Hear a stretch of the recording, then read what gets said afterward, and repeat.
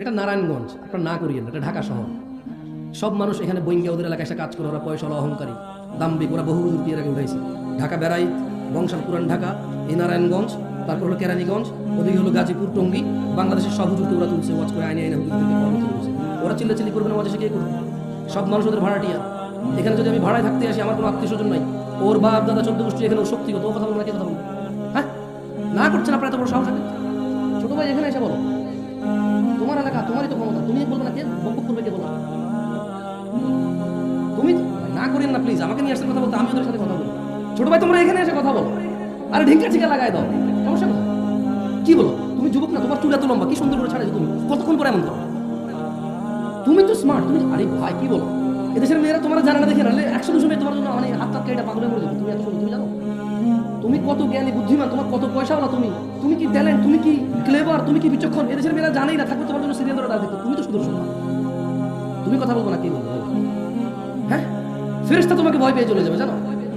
তোমার জন্য ফেরেশতা গুনাহ লিখবে মনে করো? এত বড় সাহস ফেরেশতা রয়ে গেছে, রূপগঞ্জের ছেলের নামে গুনাহ লিখবে? কি বলেন? ফেরেশতার এত বড় ক্ষমতা? হেই, এই ফেরেশতার নাম কি? এই ফেরেশতার নাম কি যে ফেরেশতা রূপগঞ্জের মানুষের নামে এখানকার স্থানীয় পোলা পাইন, হ্যাঁ, হুন্ডা চালায়, পালসার 120-এ চালায়, ভিডিও করে? এত ক্ষমতাবান, এত দ্রুত গতির ছেলে মেয়ের গুনাহ কোন ফেরেশতা লিখবেন? নাম কি? পাগল লাগি আপনারা, ক্ষমতাদের সাথে কিছু বলেন না, পাপ হবে আপনাদের। যারা ওদেরকে চুপ করতে বলতেছেন, আপনাদের সমাজের পাপ হবে। কেন বলতেছেন ওদের চুপ করতে? হ্যাঁ, ওরা এখানে বক্তা নিয়ে আসছে টাকা দিয়ে, বক্তার কথা বলবে, ওর কথা বলবে, না করবে কেন বক্তা? যাকাত দেওয়া যেমন ফরজ সমর্থমানের জন্য, হজ করা যেমন। আপনাদের এখন এদিকে তো সবার উপরে মনে জায়গা টাকা খরচ হয়ে গেছে, কারণ 1 বিঘা জমি 3 লাখ টাকা বেচতে পারতেন না, ভাত খাইতে ভাত পাইতেন না। আমি বলতেছি না, আমি মহারাজ, উদাহরণ দিচ্ছি।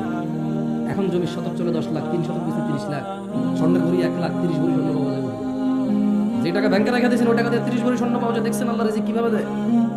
আল্লাহু ইয়াবসুতুর রিজক লিমান ইয়াশা ওয়া ইয়াকদির।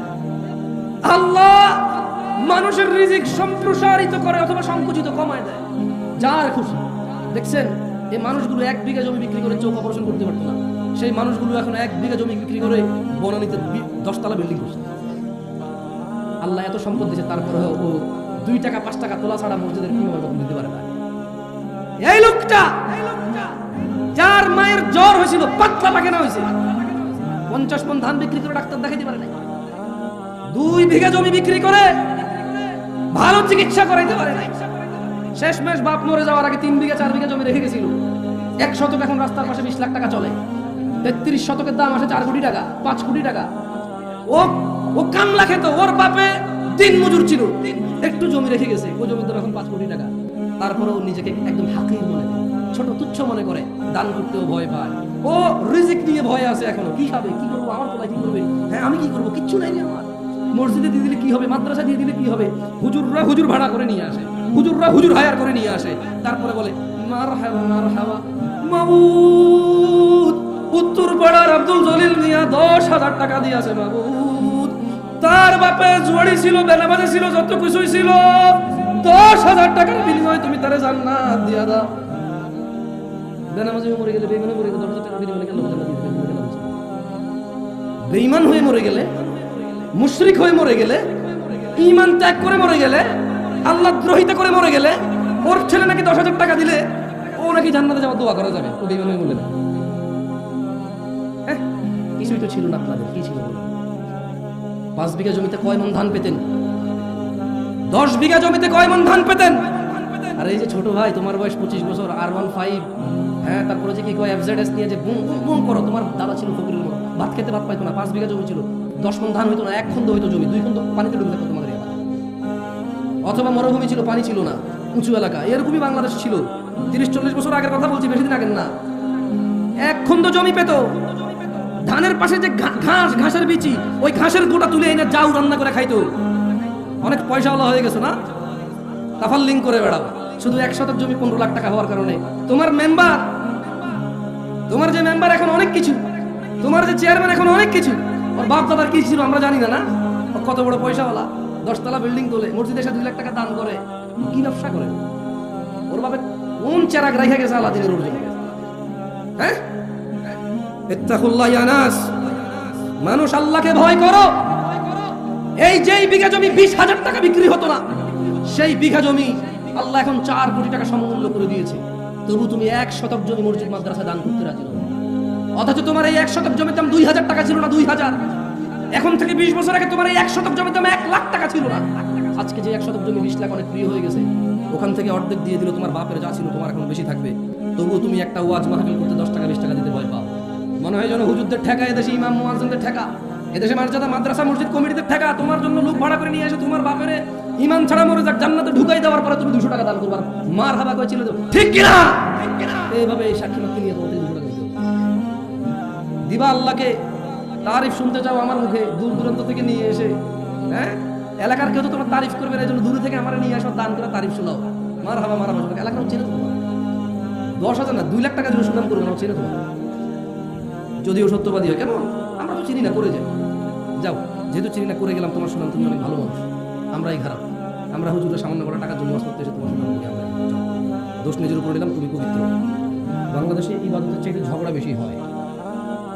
নামাজ কিভাবে পড়বে এটা নিয়ে যত মানুষের ইন্টারেস্ট, নামাজ পড়তে হবে এটা নিয়ে অত মানুষের ইন্টারেস্ট নাই। কেমন বাস্তব কথা? মানে যত মানুষ তাদের বৈঠকে অথবা তাদের আলোচনায় নামাজ পড়ার পদ্ধতি নিয়ে ইনভলভ হয়, অত মানুষ নামাজ পড়তেই হবে যে কোনো মূল্যে এই বিষয়ে ইনভলভ হয়। এক্স্যাক্টলি বক্তারাও তাদের বক্তব্যে যতক্ষণ নামাজ পড়ার পদ্ধতি কার ভুল আর কার ঠিক, কোনটা কত বছর আগের, যতক্ষণ সময় দেয় অতক্ষণ সময় দেয় না নামাজ পড়ার গুরুত্ব নিয়ে। কেমন?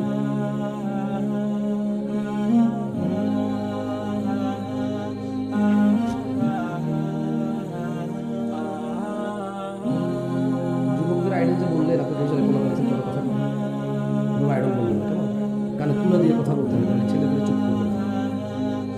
এরা অনেক শক্তিশালী, এদের আগে কেউ যুবক ছিল না, এদের পরে কেউ যুবক হবে না। এরা বৃদ্ধে পরিণত হবে। এরা মসজিদে কথা বলে, মাদ্রাসায় কথা বলে, মাহফিলে কথা বলে, রাজনীতিক ওখানে কথা বলে, বাপ মায়ের উপরে কথা বলে, অনেক শক্তিশালী। ও আসমান থেকে যুবক হয়ে নামছে, ওর চাইতে শক্তিশালী মানুষ ওর আগে পৌঁছে দেখ। আলহামদুলিল্লাহ, কিছু সময় যেন আপনি স্টপ ফিল করতেছেন। যখন কোনো এমন মজলিসে আসবে যে মজলিসে ডেকে নিয়ে আসবে কথা বলার জন্য বাইরে থেকে মেহমান করে নিজেরা নিজেরা কথা বলবে, ওই মজলিসে আসলে মজলিস কালচার ছাড়া আর কিছু না। তো যখন বাইরে থেকে মেহমান দাওয়াত দিয়ে আসবেন, নিজেরা কম বলবেন, যে কেউ আমি আমার বল্লাহি আমি আমাকে বলতে পারি, আপনি এত আয়োজন করছেন, কাউকে স্পিকার হিসেবে নিয়ে আসবেন, একজন বা একজন দিকে শুধু ওদেরকে বলবেন। কেমন?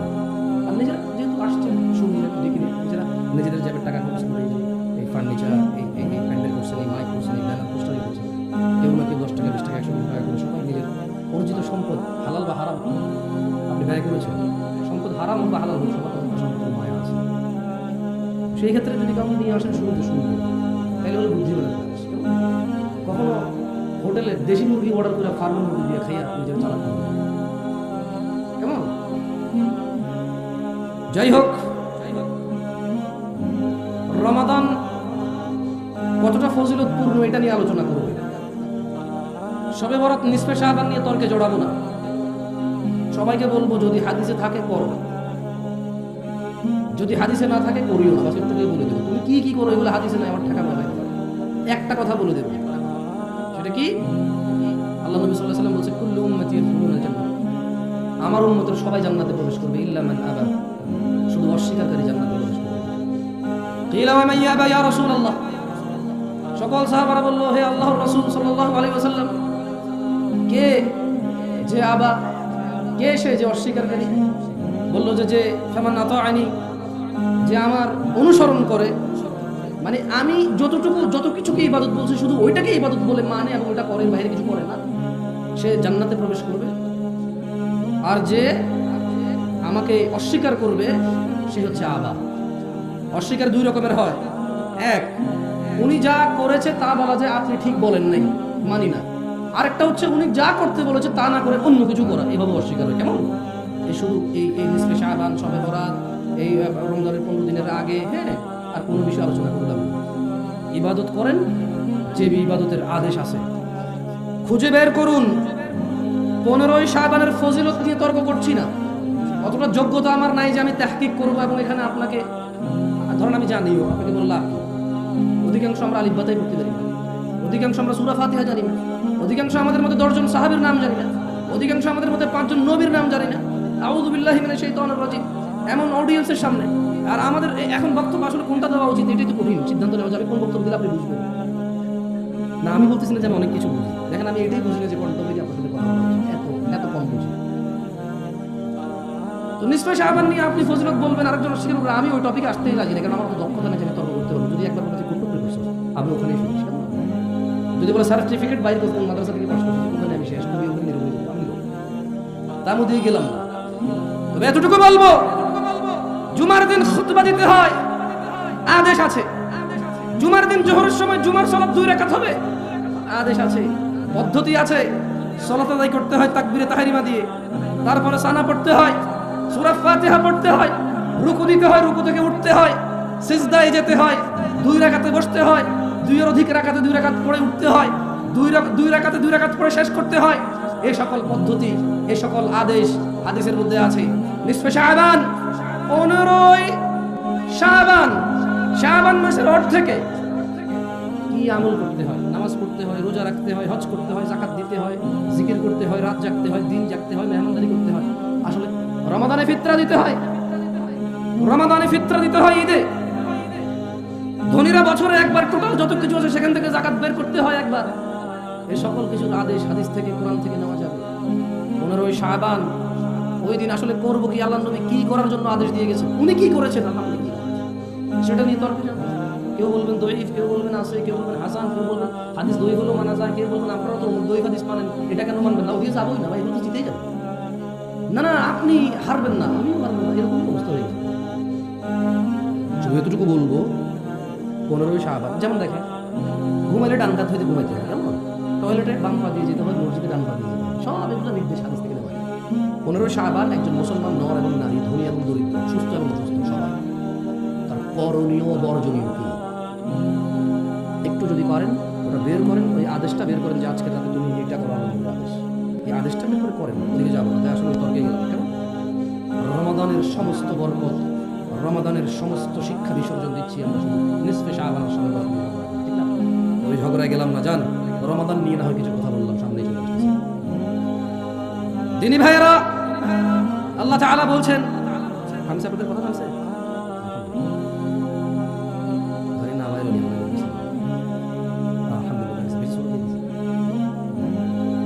আল্লাহ তাআলা কোরআন কারীমে বলছেন শাহরু রমাদান, ভালো কথা। ওইদিন শুনলাম একজন অনেক বড় আলেম, যদি ওনাকে আর আমাকে বসাই দেওয়া হয় আর যদি বলা হয় হাদিসের ইবাদত করো, ওয়াল্লাহি উনি 198 অ্যানসার পাওয়ার সম্ভাবনা অনেক বেশি, আর আমি 2 পাবো না, যে 2 পাবো।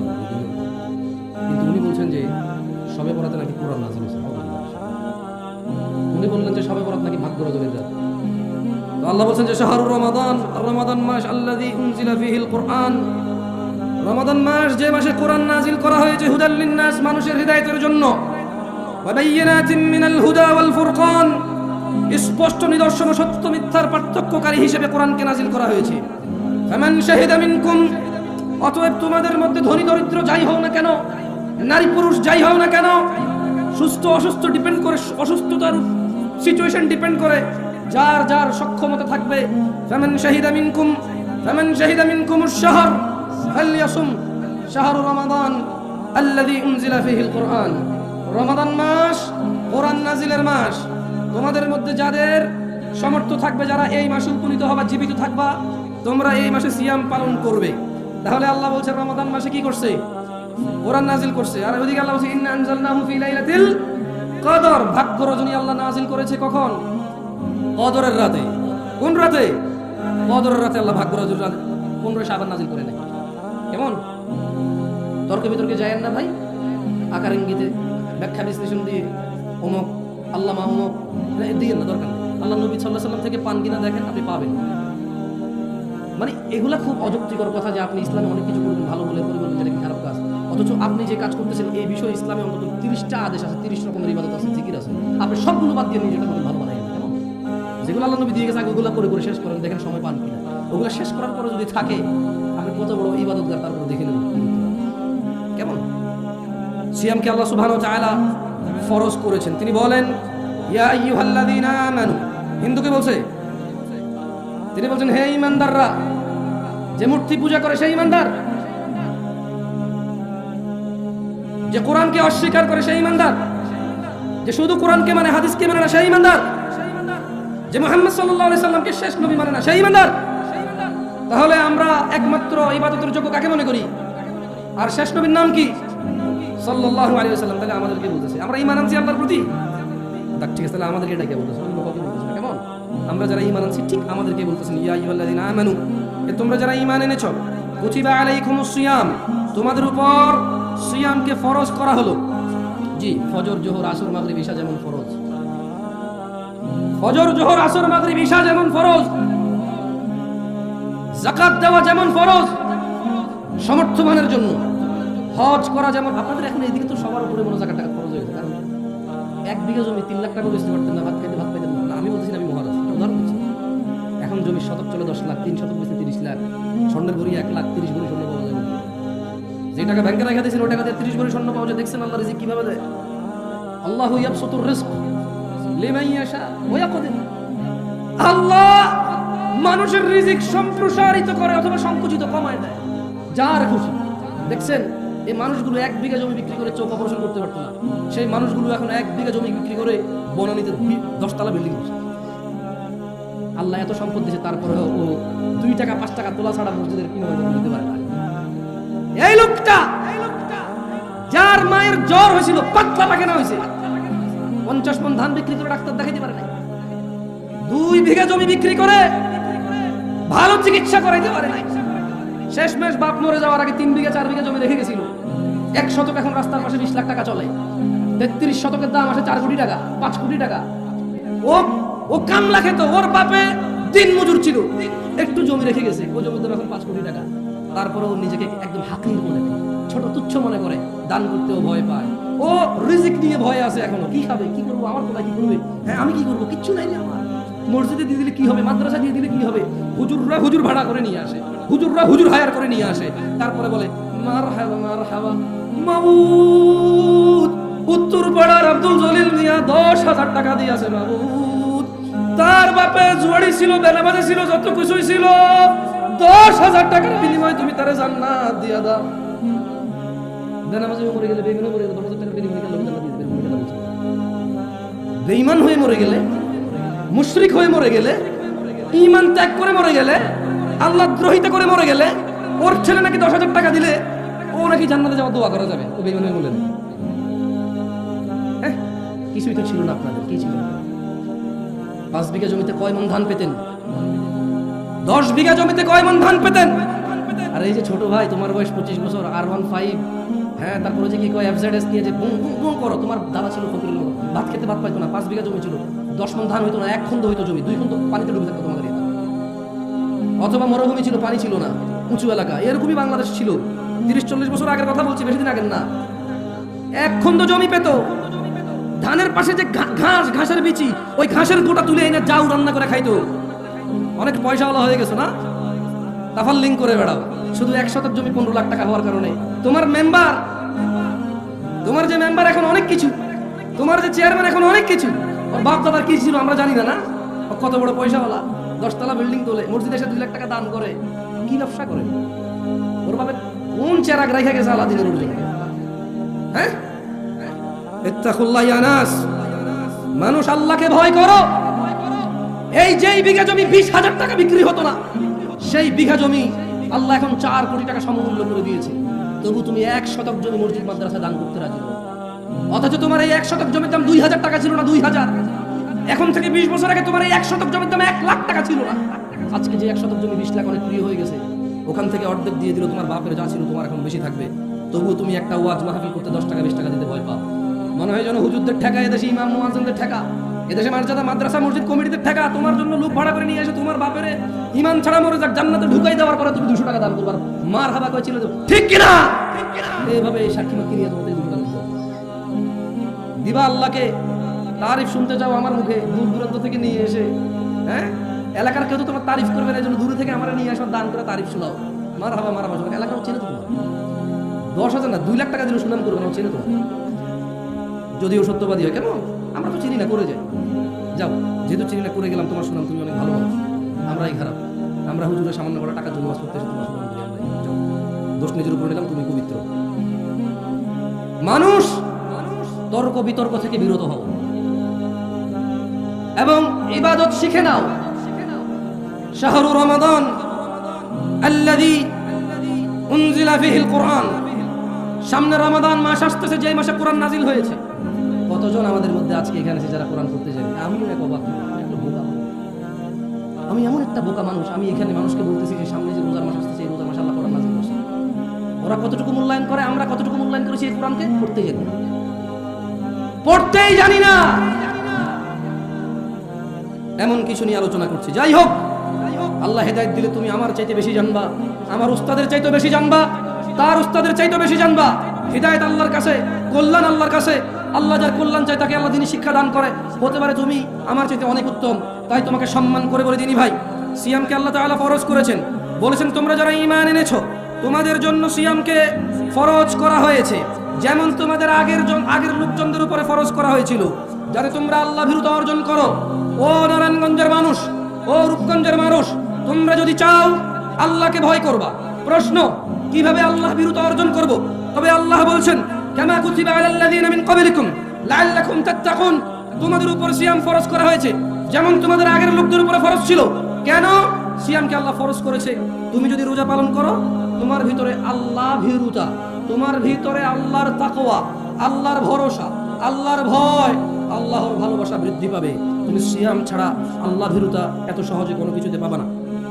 জেনে নাও, যারা আমরা নিজেকে মুসলিম বলে দাবি করছি অথচ সালাত আদায় করি না, অথচ নিজেকে মুসলিম বলি, 90% মুসলমানের দেশ বলে চিল্লাচিল্লি করে বক্তব্য দেই, হোক সেটা রাজনীতির মাঠ, হোক সেটা ওয়াজের মাঠ, কিছু হইলে বলি 90% মুসলমানের দেশে এরকম চলবে না, ওই রকম চলবে না, ঠিক কিনা?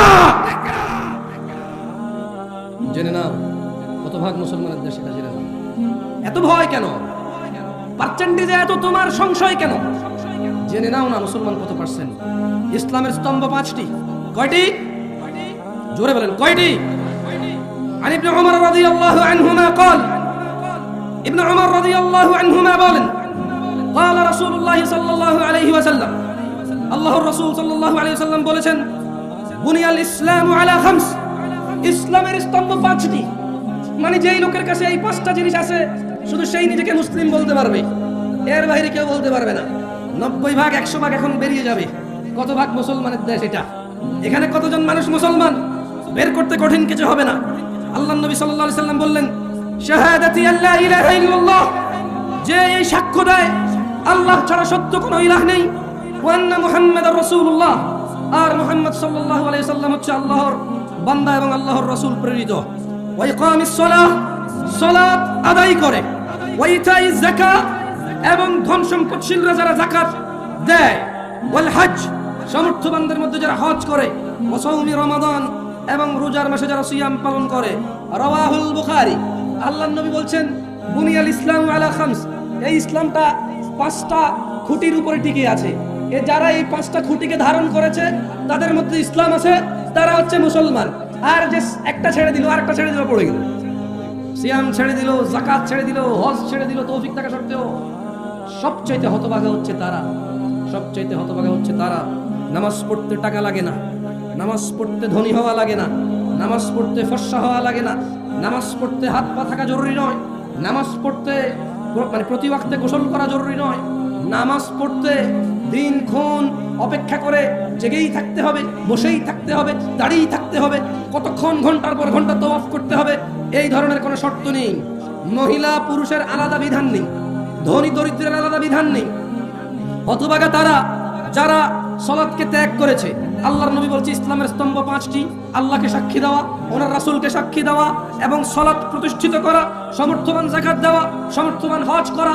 11 মাস শেষে 1 মাস রোজার মাস যারা পেল তারা রোজা রাখবে, যারা তারাই হচ্ছে মুসলমান। এটা হচ্ছে ইসলামের স্তম্ভ। কয়েকটি কাজ একনিষ্ঠভাবে করলেই আমরা জান্নাতে প্রবেশ করতে পারি, যার অন্যতম হলো সিয়াম। জান্নাতে প্রবেশ করতে চান কারা? তবে অনেকগুলো সহজ পদ্ধতি রয়েছে, একটা আমি আজকে উল্লেখ করব এখানে। আন জাবির রাদিয়াল্লাহু আনহু, এটা নারায়ণগঞ্জ, এটা না করিয়ে, এটা ঢাকা শহর। সব মানুষ এখানে বইঙ্গে ওদের এলাকায় এসে কাজ করে, ওরা পয়সা অহংকারী, দাম্ভিক, ওরা বহু হুজুর দিয়ে উঠাইছে। ঢাকা বেড়াই, বংশাল পুরান ঢাকা, এই নারায়ণগঞ্জ, তারপর হলো কেরানীগঞ্জ, ওদিকে হলো গাজীপুর, টঙ্গী, বাংলাদেশের সব হুজুর ওরা তুলছে, ওয়াজ করে আইনে আইনে হুজুর থেকে কর্মতে রয়েছে। ওরা চিল্লাচিল্লি করবে না, ওয়াজ এসে কে করবে? সব মানুষ ওদের ভাড়াটিয়া, এখানে যদি আমি ভাড়ায় থাকতে আসি, আমার কোনো আত্মীয় স্বজন নাই, ওর বাপ দাদা 14 গোষ্ঠী এখানে, ওর শক্তি তোমার কথা বলবো নাকি কথা বলবো? হ্যাঁ, না করছেন আপনার এত বড় সাহস আছে? ছোট ভাই এখানে এসে বলো, তোমার এলাকা, তোমারই তো ক্ষমতা, তুমি বলবে না, কে বকবক করবে, কে বলো? তুমি না করেন না প্লিজ, আমাকে নিয়ে আসতে কথা বলতে আমি ওদের সাথে কথা বলবো। ছোট ভাই তোমরা এখানে এসে কথা বলো, আরে ঢিঙ্কা চিকা লাগাই দাও, সমস্যা কোথায়?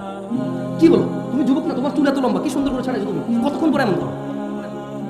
তুমি তো স্মার্ট, তুমি আরে ভাই কি বলো, এদেশের মেয়েরা তোমার জানা না দেখে না 100-200 মেয়ে তোমার জন্য মানে আত্মাকারীটা পাগল করে দেবে। তুমি এত সুন্দর, তুমি জানো তুমি কত জ্ঞানী বুদ্ধিমান, তোমার কত পয়সাওয়ালা, তুমি কি ট্যালেন্ট, তুমি কি ক্লেভার, তুমি কি বিচক্ষণ, এদেশের মেয়েরা জানেই না, থাকলে তোমার জন্য সিরিয়াল ধরে দেখো। তুমি তো সুন্দর সুন্দর, তুমি কথা বলবো না, কি বলবো? হ্যাঁ, ফেরেশতা তোমাকে ভয় পেয়ে চলে যাবে, জানো? তোমার জন্য ফেরেশতা গুনাহ লিখবে মনে করো, এত বড় সাহস ফেরেশতা রয়ে গেছে, রূপগঞ্জের ছেলের নামে গুনাহ লিখবে, কি বলেন? ফেরেশতার এত বড় ক্ষমতা? হ্যাঁ, এই ফেরেশতার নাম কি? এই ফেরেশতার নাম কি যে ফেরেশতা রূপগঞ্জের মানুষের নামে, এখানকার স্থানীয় পোলা পাইন, হ্যাঁ, হুন্ডা চালায়, পালসার 120-এ চালায়, ভিডিও করে, এত ক্ষমতাবান, এত দ্রুত গতির ছেলে মেয়ের গুনাহ কোন ফেরেশতা লিখবে? নাম কি? পাগল নাকি আপনারা? ক্ষমতার সাথে কিছু বলেন না, পাপ হবে আপনার। যারা ওদেরকে চুপ করতে বলতেছেন, আপনার সমাজের পাপ হবে। কেন বলতেছেন ওদের চুপ করতে? হ্যাঁ, ওরা এখানে বক্তা নিয়ে আসছে টাকা দিয়ে, বক্তার কথা বলবে, ওর কথা বলবে, না করবে কেন বক্তা? কারা কারা জান্নাতে প্রবেশ করতে চায়? আল্লাহ তাআলা তৌফিক দান করুন। হাজারো পথ আছে জান্নাতে প্রবেশ করার। বনি ইসরায়েলের এক মহিলা কুকুরকে পানি পান করে জান্নাতে, বনি ইসরায়েলের 1 লোক 99 লোককে হত্যা করার পর আরো একটা 100টা পূরণ করার পর জান্নাতে গেছে। জান্নাতে যাওয়ার বহু পথ আছে, জান্নাতে যাওয়ার বহু পথ আছে। আজকে একটা নিয়ে না হয় কথা বললাম। আন জাবির রাদিয়াল্লাহু আনহু, জাবির রাদিয়াল্লাহু আনহু থেকে বর্ণিত, তিনি বলেন, আপনারা মনোযোগ দিয়ে শুনুন, আমি আপনাদেরকে প্রশ্ন করব, জবাব দিন, কেমন? মনোযোগ দিয়ে শুনিয়েন। আন্না রাজুলান সাআলা রাসূলুল্লাহি সাল্লাল্লাহু আলাইহি ওয়াসাল্লাম ফাকাল, একজন ব্যক্তি আল্লাহর রাসূল সাল্লাল্লাহু আলাইহি ওয়াসাল্লামকে আল্লাহর কাছে এসে জিজ্ঞেস করলো এবং বলল, একজন লোক আল্লাহর নবীর কাছে এসে বলল, আরাআইতা ইযা সাল্লাইতুস সালাওয়াতিল মাকতুবাত ওয়া সুমতু রমাদান ওয়া আহলালতুল হালাল ওয়া হারামতুল হারাম ওয়া লাম আজিদ আলা যালিকা শাইআ আদখুলুল জান্নাহ ইয়া রাসূলুল্লাহ। কারা কারা জান্নাতে যেতে চান? আল্লাহ আল্লাহ আল্লাহ। জাবির রাদিয়াল্লাহু আনহু, সুবহানাল্লাহ, এই কাফের মুশরিক হয়ে যায় মানুষ নামাজ না পড়লে, এটাও জাবির রাদিয়াল্লাহু আনহু থেকে বর্ণিত হয়েছে। ওনার হাদিসগুলো আমার এত ভালো লাগে, ওনার বর্ণিত হাদিসগুলো, সুবহানাল্লাহ, একেবারে এখন আমাদের জন্য, মানে এখন একদম ফুল যে বড় ট্রেন্ডে চলে। কিসে চলে? ট্রেন্ডিং আছে।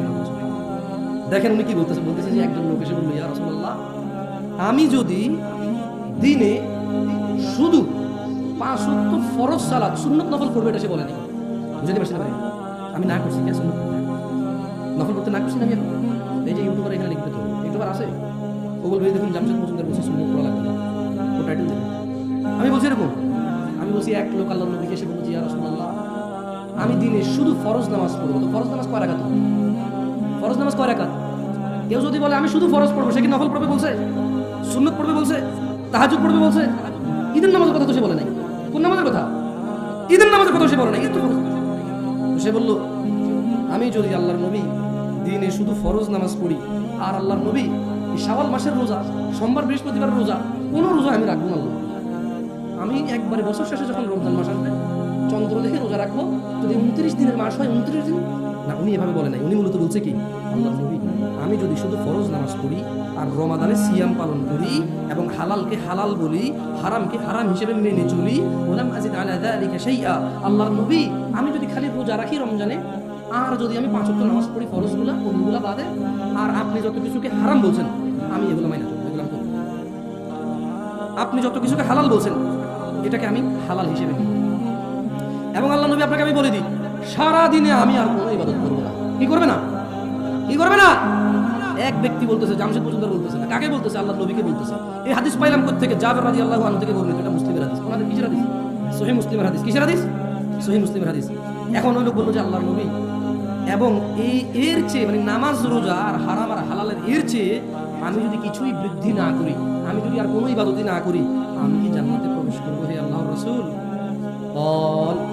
আল্লাহ নবী বলেন, না, যদি ন্যূনতম কি করেন,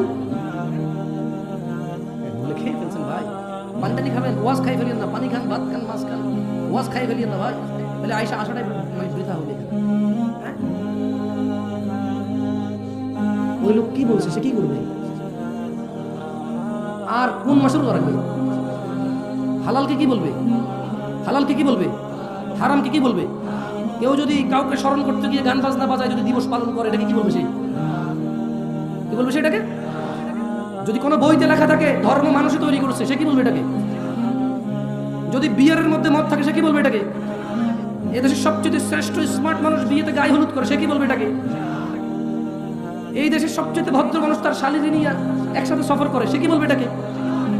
এই দেশের সবচেয়ে বুদ্ধিমান শিক্ষিত মানুষটা সিগারেট খায়, সে কি বলবে এটাকে।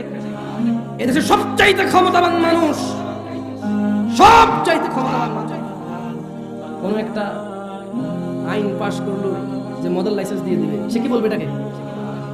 তাহলে সে প্রত্যেকটা হারামকে কি বলবে, প্রত্যেকটা হারামকে কি বলবে। তাহলে শুধু নামাজ পড়বে, রমজানের রোজা রাখবে, আর যত কিছু আল্লাহ হারাম করছে ওটাকে কি বলবে, মেনে চলবে। আর হালালকে কি বলবে, হালালকে কি বলবে। মানে চাস্তো ভাইয়ের মেয়ে, আপন চাস্তো ভাইয়ের মেয়ে, মানে আপন ভাই না, চাস্তো ভাইয়ের মেয়ে দেখা দিবে না, প্রয়োজনে বিয়ের প্রস্তাব দিবে বা দিবে না, যদি পছন্দ হয় প্রস্তাব দিবে, এটাকে হালাল মনে করবে। বুঝতে পারি নাই, বুঝতে পারি না, ভাগ্নি বিয়ে করে ফেলবেন নাকি। জবনাটাই কি আমার চলে আসছে, জবনাটা কি আসছে, চাস্তো ভাই বিয়ে করবে যায় না, জবনা তো আমার চলে আসছে। কি বলেন, ভাগ্নি বিয়ে করে ফেলবেন।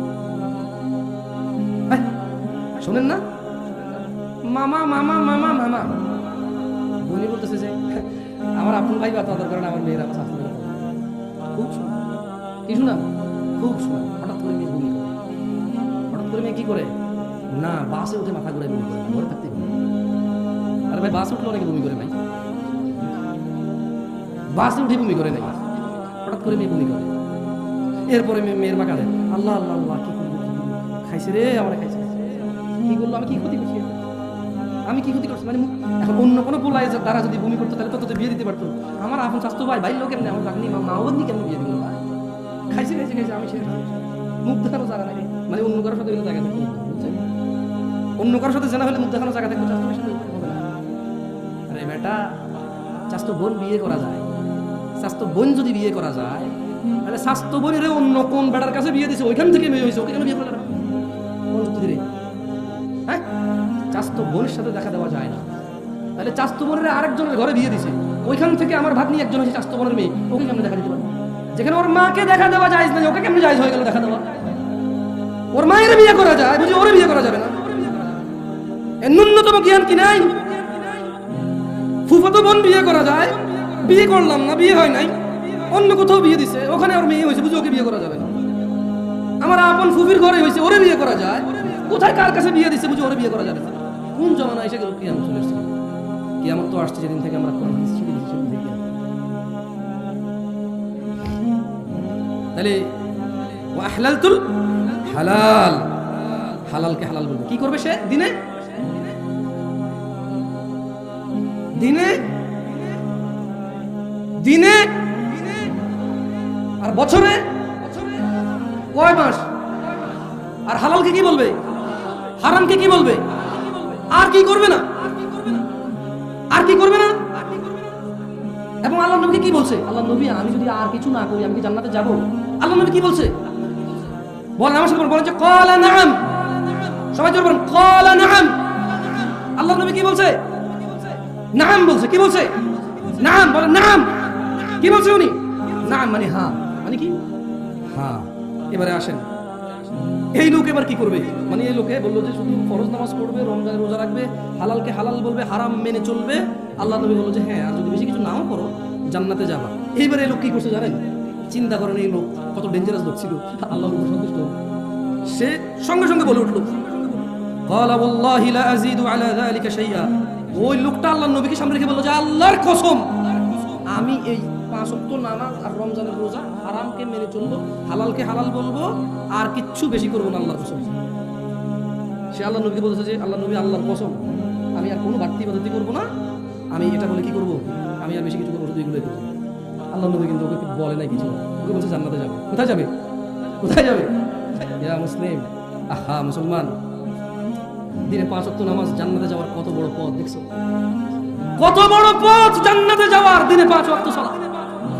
আর এই রমাদান মাস কত বড় পথ, হারামকে মেনে চলবে। দাড়ি কাটা নেকি না হারাম, টাকুর নিচে প্যান্ট পরা নেকি না হারাম, সিগারেট তামাক জর্দা খাওয়া নেকি না হারাম, গালাগালি করা, মারামারি করা, অহংকার করা, মজলিসের পরিবেশ নষ্ট করা, মিছা কথা গাওয়া, বাপ মায়ের সাথে বেয়াদবি করা, স্ত্রীকে অন্যায়ভাবে আঘাত করা, যৌতুক নেওয়া, স্ত্রীকে তুচ্ছ তাচ্ছিল্য করা, সন্তানদের প্রতি অযত্ন হওয়া, পিতামাতার প্রতি অবাধ্য হওয়া।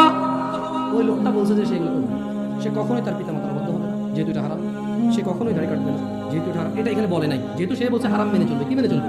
কি মেনে চলবে? সে সুদ খাবে না, ঘুষ খাবে না, মিথ্যা কথা বলবে না, দাড়ি কাটবে না, টাকার নিচে প্যান্ট করবে না, সে মারামারি করবে না, গালাগালি করবে না, বাপ মায়ের উপর অভদ্র হবে না, কোনো মানুষের উপর জুলুম করবে না, সে গান বাজনা শুনবে না, সে জানা করবে না, সে নেশা করবে না। যেহেতু এগুলো কি, এগুলো কি এই সব, এই দেখেন একটা জিনিস, গুনাহ করতে কষ্ট করা লাগে, জানেন? কিছু না করলেই গুনাহ হয়ে যায়। ধরেন আপনি মদ খাবেন না, এটাই আপনি দেখি খাবেন না ভাই, নামাজ পড়তে যেরকম বলছে ওটা বলছে যে খাইও না, তার মানে আপনার কষ্ট কি খাবেন না, এটা কি কষ্ট? তো তাই না, আমরা তো খাচ্ছি, আমরা তো খাচ্ছি। এই যে ছেলেগুলো 5-10টা মেয়েকে দেখে এইভাবে ওভাবে কখন রাতে 11টা বাজে গাড়ি বাইক করবে, কখন মোবাইলে কারণে এটা করে বসে বসে ছবি দেখবে, খালি এই ধান্দা এই ফিকির।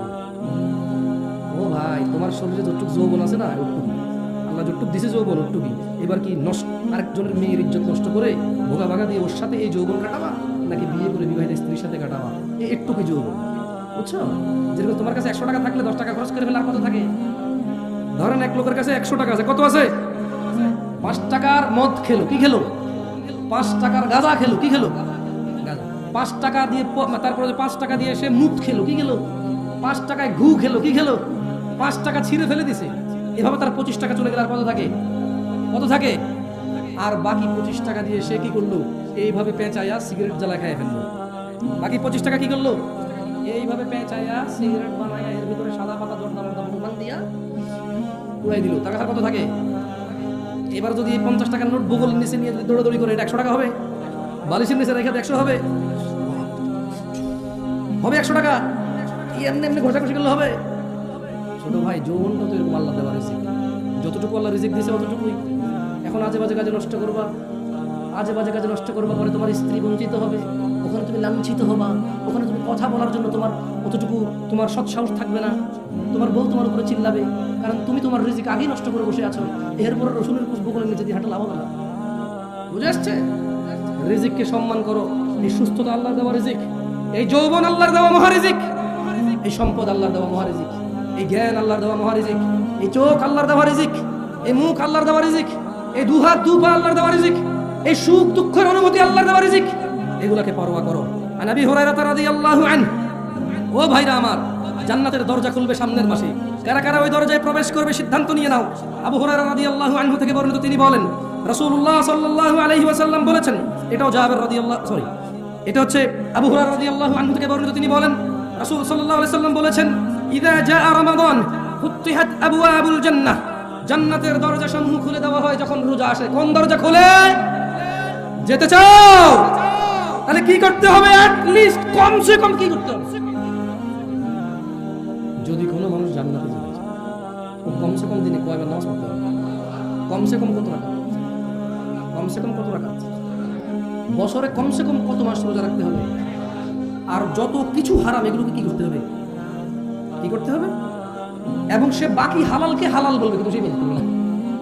মানে ওই লোকের কথা বলতেছি, ওই ব্যক্তি যিনি আপনাদেরকে নাম শুনুন,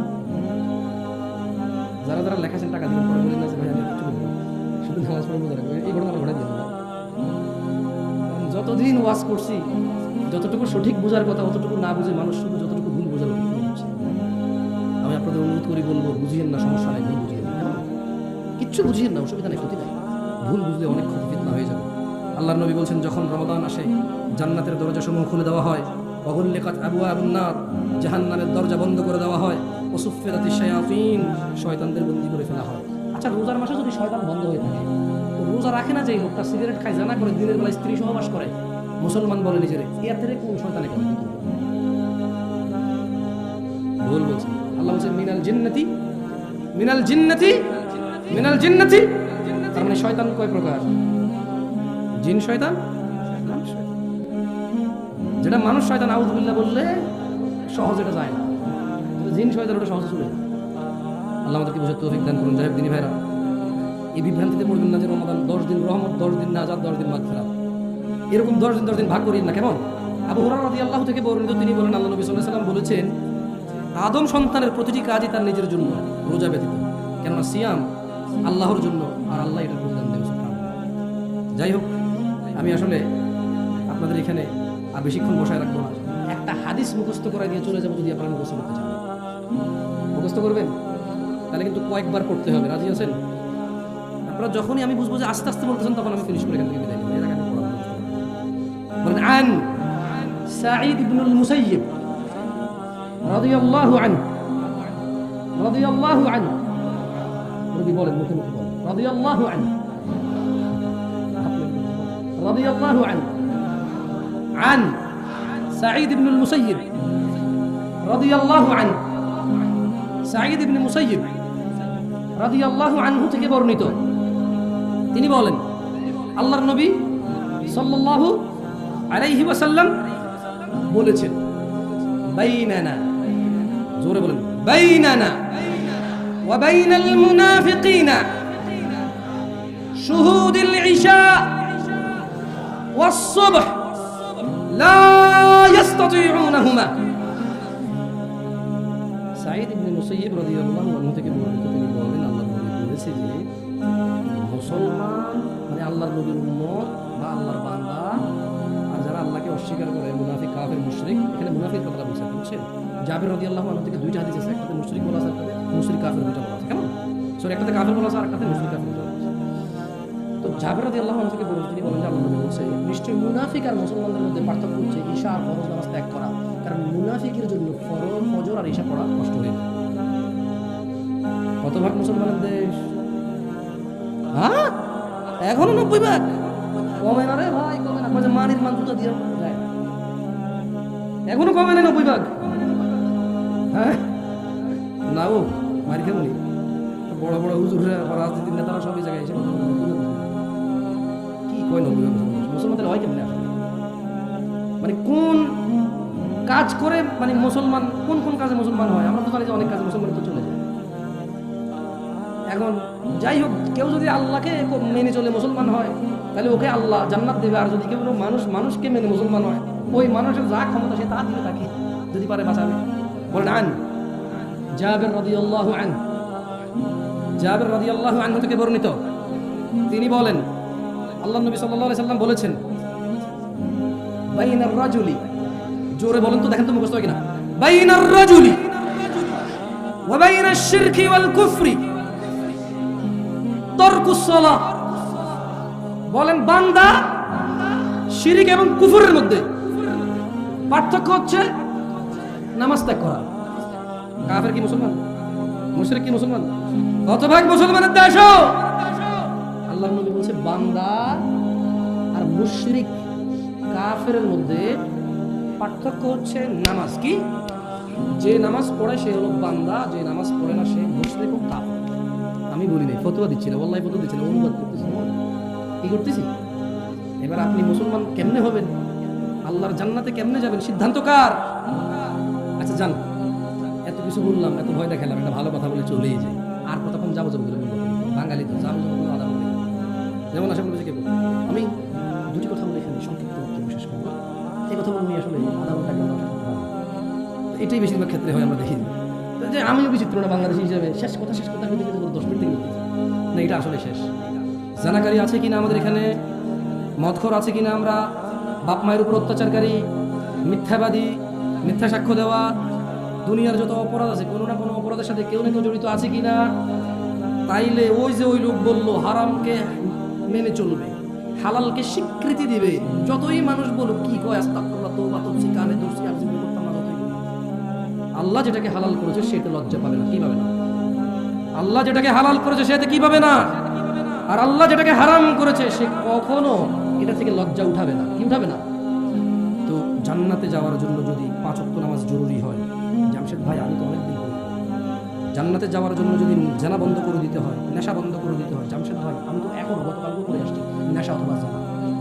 জান্নাতে যাওয়ার জন্য যদি সুন্নতকে মেনে চলতে হয়, হালাল মেনে হারামকে সবসময় বর্জন করতে হয়, জান্নাত পেতে হবে। আমি তো আধা ঘন্টা আগে এখানে আসার আগে আমার প্রেমিকার সাথে কথা বলে আসছি, একজন লোককে টাকা দিয়ে বলে দেই নাই, একটা লোককে ধমক দিয়ে আসছি, আব্বাকে ধমক দিয়ে আসছি, আম্মার সাথে জোরে কথা বলে আসছি, একটু আগে আমি আমার বউকে ভাতের প্লেটে এভাবে ছুঁড়ে ফেলে দিয়ে আসছি এখানে মাহফিল দেখতে। জামশেদ ভাই তাহলে আমার উপায় কি? শুনেন, আল্লাহ তাআলা কোরআন কারিমে বলছে ইল্লা মান তাব, অতএব যেই ব্যক্তি তার সমস্ত গুনাহ থেকে ফিরে এসে আল্লাহর কাছে মাপ চায়, ফিরে আসে, ওয়া আমানা, আল্লাহর প্রতি ঈমান আনে, ওয়া আমিলা আমালান সলিহা, এবং আল্লাহর জন্য কিছু ভালো কাজকর্ম করে, আল্লাহ বলছে ফাউলাইকা ইউবাদদিলুল্লাহু সাইয়্যাতিহিম হাসানাত, তাহলে তার পিছনের যত লিটার মদ খেয়েছে, পিছনে যত লক্ষ কোটি লিটার মদ খেয়েছে, যত ইয়াবা গাঁজা খেয়েছে, যত কিছু করেছে, যত অপরাধ সে করেছে, ফাউলাইকা, আল্লাহ তার সমস্ত গুনাহকে বদল করবে, সাইয়্যাতিহিম, তার গুনাহকে বদল করবে, হাসানাত, এই মাফ করবে, বদল করে নেকি বানায় দেবে গুনাহ। সিদ্ধান্ত আপনার, এতদিন যা করেছেন। যদি ঈমান আনেন, আল্লাহর কাছে ফিরে আসেন, ঈমান আনেন, ভালো কাজ করেন, তাহলে পিছনের যত গুনাহ আছে আল্লাহ নেকি পরিবর্তন করে দেবেন। এখন আপনি আজকে ফজর থেকে নামাজ শুরু করবেন কিনা, এখান থেকে গিয়ে উযু করে ঈশান নামাজটা পড়ে ফেলবেন কিনা, সিদ্ধান্ত। সিগারেটের যে প্যাকেটটা আছে ছুঁড়ে ফেলে দেবেন কিনা, শেভ করা লোকটা আপনি এভাবে হাত দিয়ে কি বলবেন মুচকি হেসে, আসলে প্রতি সপ্তাহে শেভ করতে হয়, কাটি আবার ওঠে, কাটি আবার ওঠে, এর চাইতে ভালো নবীর ভালোবাসায় দেখিয়ে দিন, যাক আরো ভালো কিছু করা লাগবে, আরো ভালো টাকা বেঁচে যাবে, আরো ভালো মানুষ একভাবে দাঁড়িয়ে ওরা চোখে দেখে চোখ সৌন্দর্য চলে আসবে, আরো ভালো সুন্নতের আমল হয়ে গিয়ে, আরো ভালো, এবার শরমে লজ্জায় অনেক কিছু বলা যাবে না, মানুষ নিজে মুখে দাঁড়িয়ে দেখে কি করছ, আরো ভালো দিন করার আরো ভালো টাকুর উপরে প্যান্ট পরবো সুন্নত মনে করে, আল্লাহর আদেশ মনে করে, ওখানে সূর্যের আলো রাখবে, আমার হরমোন বৃদ্ধি পাবে, শরীর আমার উপকৃত হবে, আরো ভালো, আরো ভালো। আজকে থেকে সমস্ত অপরাধ বাদ দিলাম, সর্বোচ্চ নেক আমল করার চেষ্টা করব, আল্লাহ আমার পিছের সমস্ত গুনাহ নেকিতে পরিবর্তন করবে, এই আশা আল্লাহর কাছে রাখলাম। কারণ আল্লাহ সবচেয়ে বেশি পছন্দ করে ওকে যে আল্লাহর কাছে ভালো কিছু আশা করে, যে আল্লাহর কাছে কি করে, ভালো কিছু আশা করে।